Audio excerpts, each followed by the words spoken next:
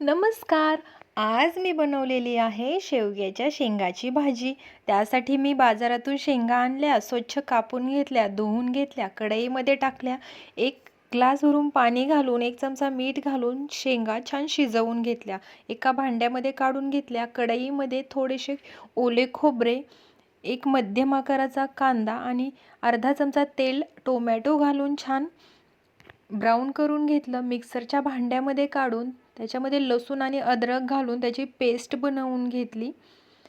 छान स्मूथ अशी पेस्ट बनवून झाल्यानंतर कढईमध्ये फोडणी टाकून घेतली. त्यासाठी 1-2 चमचे तेल, त्याच्यामध्ये जिरं, मोहरी, कढीपत्ता घालून त्याच्यामध्येच वाटलेली पेस्ट घातली. सगळे मसाले घातले. त्याच्यामध्ये कांदा, लसूण मसाला, मिरची पावडर, हळद घातली.